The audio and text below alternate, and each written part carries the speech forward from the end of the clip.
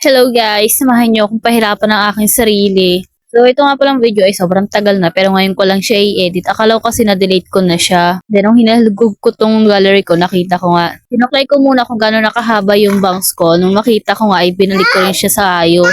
Then sinuklayan ko na nga muna yung buhok ko na parang walis tambo. Sige be, mag-struggle ka dyan. Ayaw mo na magpagupit ng buhok eh. Panindigan mo yan. After nyan, ay tinawag ko yung pamangkin ko para magpatulong sa kanya na ayusin yung bangs ko rito. Yung alam yung pagkaguhit, pa triangle, ganun yung tinuturo ko sa kanya.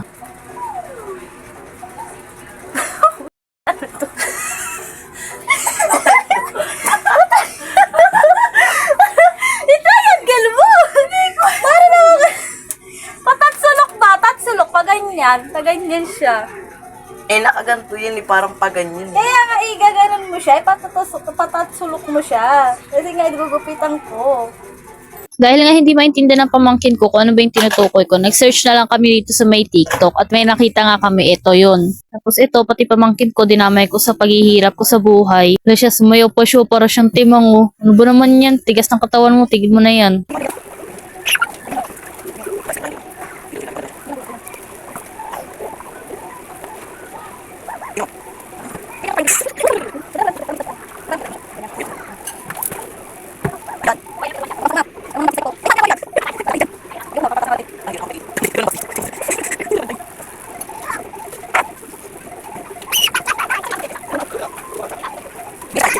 Init. Ano, hindi na talaga. Ulit, balik mo. Ang hirap, B. Gusto ko nang sumuko kasi naalala ko, gwapo nga pala ako. Sprite. Sayo ka muna. Ayoko. Go. Girly. Uy, pusa!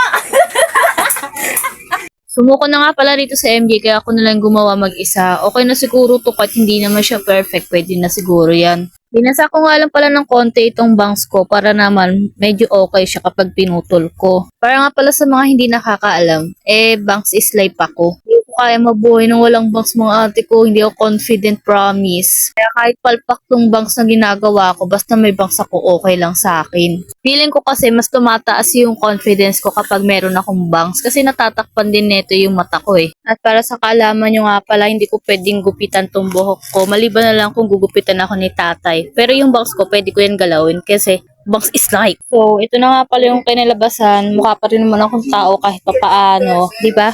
Sang-ayon naman siguro kayo, diba? Umuuna lang kayo. Hindi pala ito mukhang tao. Mukhang alien na pala to. Pero okay lang, gwapo ko pa rin naman. Ito nga pala yung pamangkin ko, naganda-gandahan din. At ito rin pala yung ginupit ko na bangs ko. Yun lang, bye!